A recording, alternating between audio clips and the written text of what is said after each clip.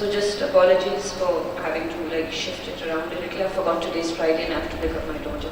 I also want to thank the panel, the organizers, but Farida in particular, because she's going to be the discussant without actually having seen the full paper as a written form. But I guess that kind of ad hocism is something she must be kind of used to being in the women's movement. I didn't really have a written up paper, but I think I have enough to kind of talk through it. I wanted to, I thought that I would start by kind of reflecting on the debates that have kind of come out through this conference in particular. Specifically how it was framed right at the beginning that we saw on day one, the difference, for instance, the debate about differences in women's personal identities, locations and experiences on the one hand, and the questioning of grounds for collective action and movement and mobilizing on the other, and whether women can be a stable category or not. I tried to think it through, and then I kind of found a temporary solution. Just for the course of my paper, and I think I kind of drew that from being in something called the Earth Sciences Auditorium. So I think it kind of helped me kind of turn to more natural, or what we call the real sciences, the hard sciences. And I think I found something in physics that I kind of thought through, and that was that, so if we look at it in that context, there's something, this discrepancy exists even on the level of, for instance, the universe behaves very differently on the grand cosmological level and very differently on the very microscopic level. And that's the difference between, general relativity and quantum physics, and apparently there's that's something that's natural, and that's something that seems to have been allowed for in all sciences, that we can have models that work differently on large scale and work differently on small scale. And I think that that allowed me to kind of also have the space to live with this paradox. And it's okay if we have these, the quantum level of feminist identities and politics, and it's alright if we can still have a larger scale canvas that allows different kind of relativities to emerge, with apologies to whoever would have reservations about that. So anyway, so with that kind of tuning into the cosmos, I'll move to the broader canvas of center and periphery. The center, if we understand center as a power center and peripheries as the margins furthest away from it, then it's evident that there are multiple power centers rather than a singular, hegemonic, absolute one like the ones conceptualized earlier in those binaries of colonial powers and the colonies at the peripheries. So an intersectional approach which would of course show us that there are multiple power centers, each with their own in-groups and marginalizations that also intersect with each other, at times reinforcing and of course at times conflicting with each other. But with regard to women's movements in Pakistan, I think a particularly stable axis, or the magnetic pole perhaps, has been the state. I suggest that women's activism has been shaped by how the state visits them, and that the different forms of these visitations explain the varied manifestations of women's political agency. And maybe I'll kind of like extend out on a limb to go as far as saying that maybe women's movements in Pakistan have been reactive to the stimulus of the state to the extent that I think I can propose that the state has been formative in women's political consciousness. And I won't look at like Nivedita and Bunny after that in case she's clear at that statement. So I don't want to do kind of a systematic recap of the different moments we can map this to, but starting from the independence of the country, there was a beleaguered state that asked about its citizens to help refugees cope with displacement, with trauma, with impoverishment. So women stepped up, reached out, involved in charitable work, medical assistance, especially where refugees were. A little later, we had the key figure of Rana Liaquat, who encouraged the formation of the National Reserve Guard, where women could step into non-traditional roles. So very early on, we have a state beckoning women into gender-bender fields, so to speak. And women did join in large numbers, which was later disbanded. So, I mean, if we kind of go through the historic trajectory, I think that we can kind of substantiate showing at each time how the state kind of reaches out to women and that informs how women kind of react in that case to the state. So earlier, where women collaborated with the state, for instance, the Muslim family laws, the MFLO, but then we also see women challenging the state, for instance, with the Evidence Act and when the Hudud Ordinance was brought in. Or if we come a little later, then we see that, for instance, women collaborated with the state recently with the Women's Protection Act, for instance, in 2006. But then we saw women challenging the state with the Hizbah law. The proposed Hizbah law. So I'm just trying to kind of map the moments where state has continued to kind of be pivotal. So whether it was standing alongside the lady health workers for regularization of jobs, or with women who were claiming entitlement to land or whatever, I think what varied in this case was not really whether the dispensation was democratic or not. Because in Zia's time, clearly there was an oppositional tension and antagonism where women contested. But as Afia Zia's work shows that in Musharraf's time there was a degree of co-optation also, that women kind of collaborated in that sense. So I think the marker then is not whether the state at that point or the nature of the state at that point was democratic or not, but really what the form of that visitation to women was, whether it was in benevolence or in hostility. So for instance, in Pakistan, for instance, Women's Action Forum has been very critical and has been vociferously demanding the end of the laws called the Qisas and Diyat, which is this Islamic-derived law about compensation and retribution for murder. So at one level you have one strand of the women's movement that's been historically talking against the Qisas and Diyat and demanding its abolition. On the other hand, for the past 2 months, we're seeing a significant number of women protesting on the roads for the implementation of the Qisas and Diyat Act.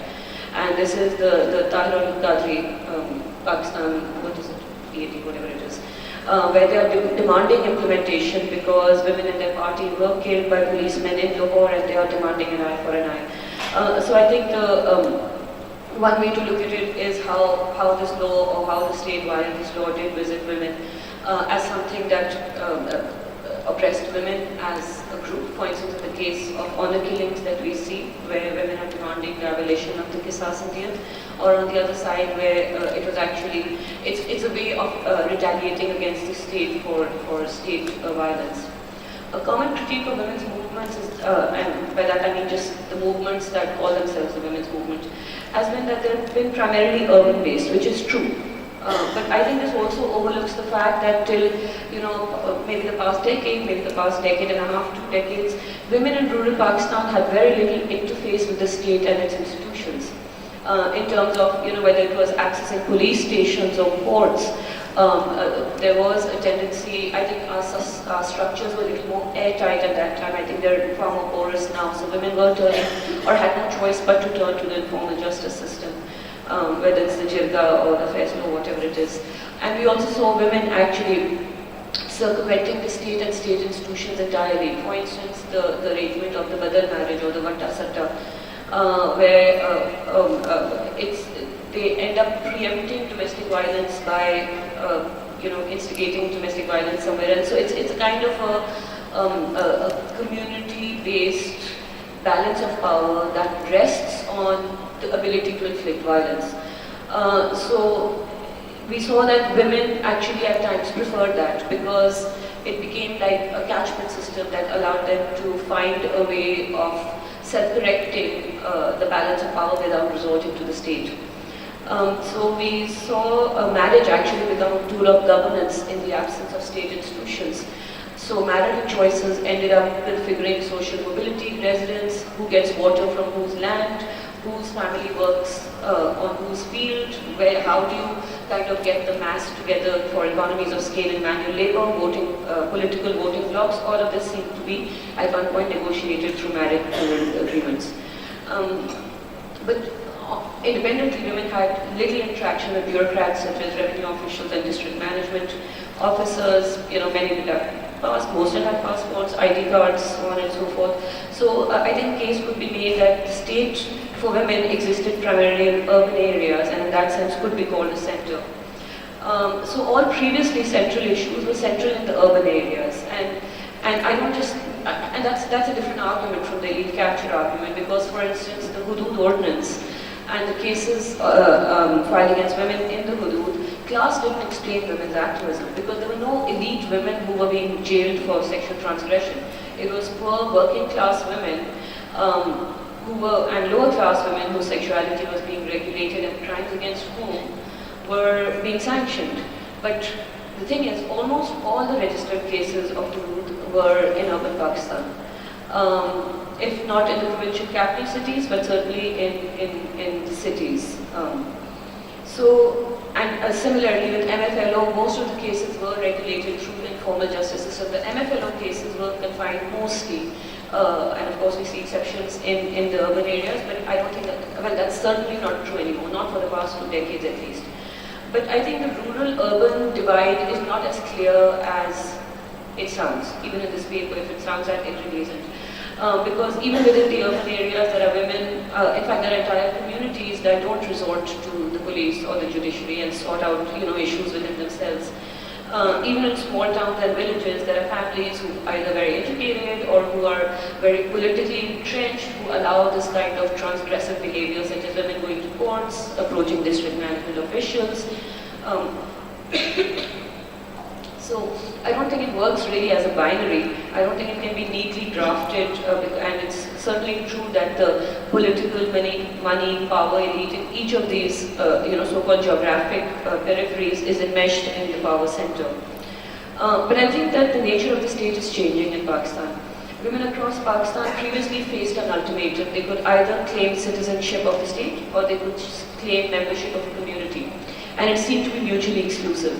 Appealing to, for instance, the state meant expulsion from the community. You could, for instance, if a woman approached a shelter, she had shut off all doors. She couldn't go back to her family, she couldn't go back to her community, or if she, for instance, filed a case against the family, so appeal to the state meant the community thing was choked off. I think till recently, even the reverse was also true. And that is that women that were within the folds of their community, or within these spaces, then the state stayed away from them. They were out of bounds for the state. So I think the state also kind of just backed off and didn't want to engage. But I think the gendered premise of citizenship is changing. Before I can establish that, I'll zoom in a little bit more to the geographic peripheries, which I'm actually saying are no longer the peripheries. But I want to kind of talk us through a little bit more at what's happening at the peripheries between women and the state, and to see how it's changing. Because my familiarity is the most with sin, so I'll just kind of do a small intro on that, nothing in detail. But I want to just quote one line here. This is, years ago, a woman had told me in Nara Desert, which is southeast of Sindh. She was telling me that her son worked for an oil and gas company in Islamabad. He was a driver. And so he was living in Islamabad, and he would come back and visit, and she was living in the village. But I just want you to note her words. She said, वो मुल्क में काम करता है, साल में एक दफा वतन वापस आता है, मैं यहाँ अपनी कौम के साथ रहती हूँ. So there she was, who just unpacked the country, the homeland, and the nation as 3 distinct realities. And it left me wondering that where then do we kind of find the nation state, geographically, where do you kind of locate this? But there is a shift. For instance, recently, if we look at the BISP, the Benazir Income Support Program, where the state has reached out to the poorest women and started the first ever social safety net for women who are recipients of cash transfers. It's had some interesting spin-offs. And I'll, again, 2 very small quotes.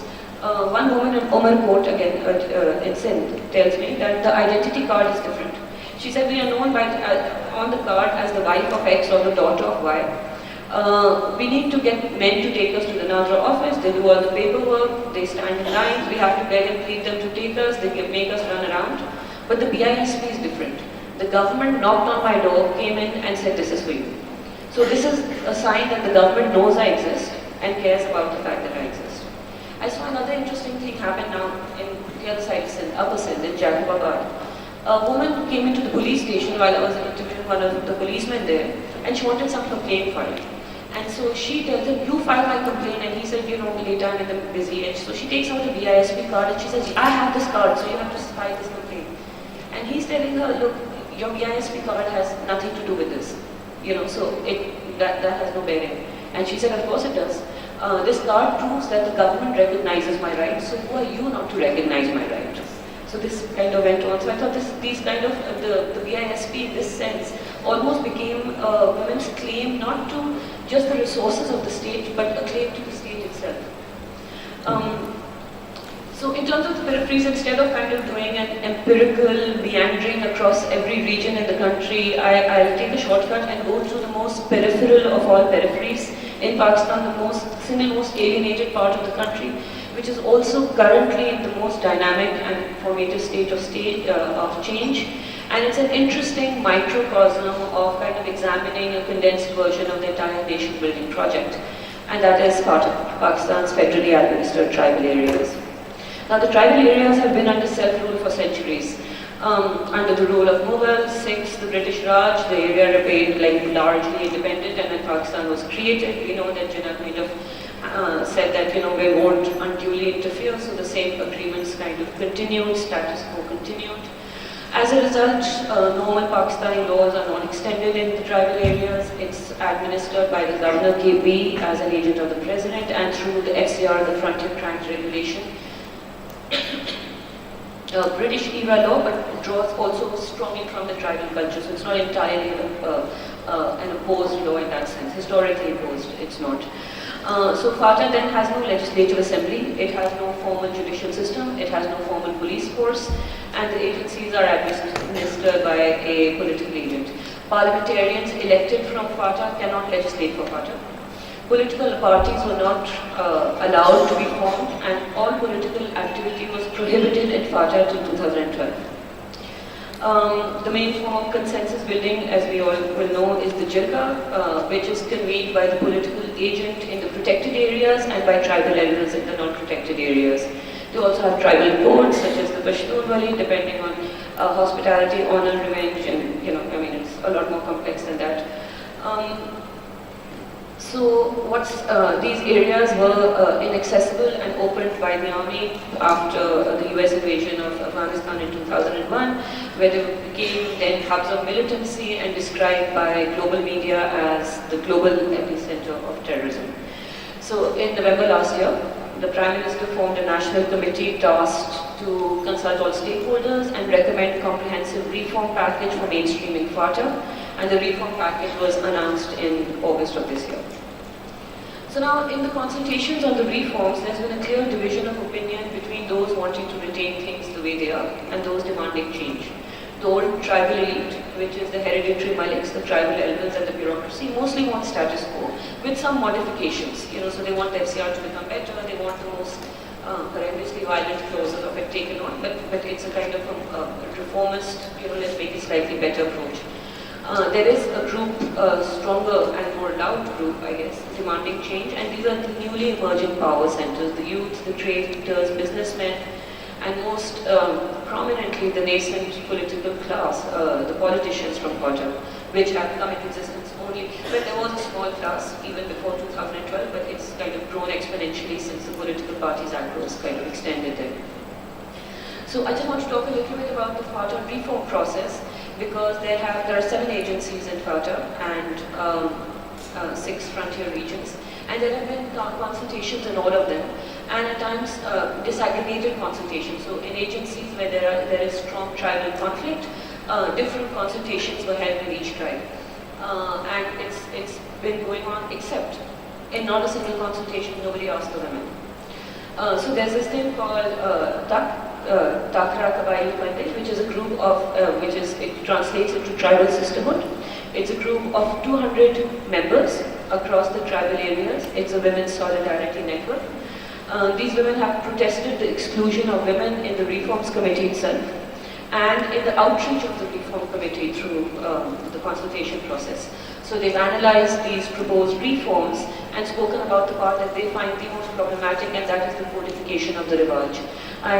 My sense is someone in the development sector has come up with this idea that every agency has its own set of laws, they all have their own customs, and once we will have Sparta reforms, we have a high court, except no one will be able to figure out which tribe follows what, so we just write down all their laws. Now the problem is, as we know through post-colonial studies, once you codify something, you dry-fire it, you've frozen it in time, and you create a new set of problems. So these women have been not just objecting, but kind of fighting against this, and against the codification of the Raj, again, and for the inclusion in the Fatah reforms process.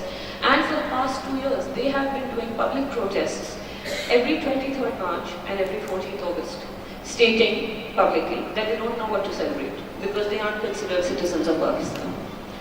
Now, apart from civil society groups and NGOs in KP, and not all, many, but not all, who have kind of given those women support, these women have gotten no other support from anyone in Pakistan, including no gestures of solidarity, no gestures of moral support.